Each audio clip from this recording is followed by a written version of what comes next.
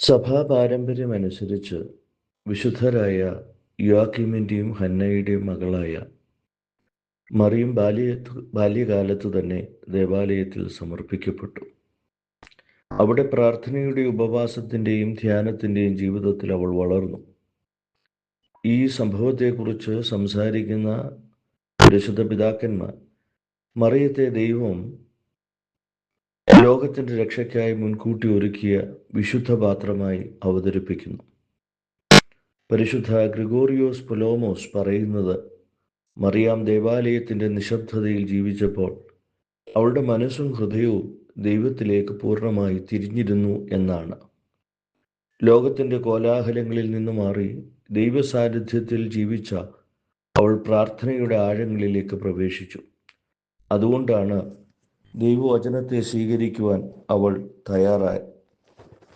പരിശുദ്ധ യാക്കോബ് ശ്രീകു മറിയത്തെ ജേക്കബ് സറൂഗ് ദൈവം തൻ്റെ വാസസ്ഥലമാക്കിയ വിശുദ്ധ മന്ദിരമെന്ന് വിശേഷിപ്പിക്കുന്നു.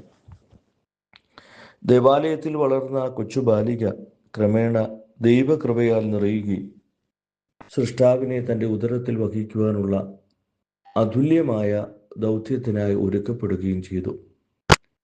പരിശുദ്ധ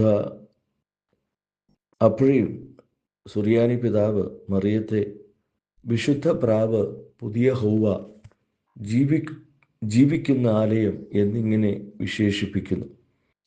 ഹൗവായിലൂടെ ലോകത്തിലേക്ക് കടന്നു വന്ന അനുസരണക്കേടിന് പകരം മറിയത്തിൻ്റെ അനുസരണത്തിലൂടെ രക്ഷയുടെ വാതിൽ മനുഷ്യർക്കായി തുറക്കപ്പെട്ടു. ഇതാ കർത്താവിൻ്റെ ദാസി എന്ന അവളുടെ മറുപടി പ്രാർത്ഥനയിൽ രൂപപ്പെട്ട ഒരു ഹൃദയത്തിൻ്റെ ഫലമായിരുന്നു. സിറിൽ ഓഫ് അലക്സാൻഡ്രിയ മറിയത്തെ ദൈവമാതാവായി തെയോത്തോക്കോസ് വണങ്ങുമ്പോൾ അവളുടെ മഹത്വത്തിൻ്റെ ഉറവിടം അവളുടെ വിനയത്തിലും ദൈവഹിതത്തോടുള്ള പൂർണ്ണ അനുസരണത്തിലുമാണെന്ന് പഠിപ്പിക്കുന്നു. ദൈവം തൻ്റെ പുത്രനെ ലോകത്തിലേക്ക് അയക്കുവാൻ തിരഞ്ഞെടുത്ത പാത്രം പ്രാർത്ഥനയിലൂടെ വിശുദ്ധീകരിക്കപ്പെട്ട ഒരു ഹൃദയമായിരുന്നു. അതുകൊണ്ട് ദേവാലയത്തിലെ മറിയത്തിൻ്റെ ജീവിതം നമ്മെ ഒരു വലിയ ആത്മീക സത്യം പഠിപ്പിക്കുന്നു. പ്രാർത്ഥന, ഉപവാസം, ധ്യാനം എന്നിവ വെറും ആത്മീയ അഭ്യാസങ്ങളല്ല, അവ മനുഷ്യനെ ദൈവത്തിൻ്റെ കൃപ സ്വീകരിക്കുവാൻ യോഗ്യനാക്കുന്ന മാർഗങ്ങളാണ്. മറിയം ദൈവത്തെ തൻ്റെ ഉദരത്തിൽ വഹിക്കുവാൻ ഒരുക്കപ്പെട്ടതുപോലെ നാമും പ്രാർത്ഥനയുടെയും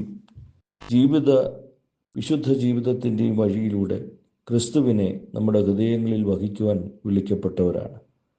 പരിശുദ്ധ ദൈവമാതാവിൻ്റെ ജീവിതം ഓരോ വിശ്വാസിയോടും പറയുന്നത് ഇതാണ്: ദൈവസന്നിധി വളരുന്ന ആത്മാവാണ് ദൈവഹിതം ലോകത്തിൽ വെളിപ്പെടുത്തുന്ന പാത്രമായി മാറുന്നത്.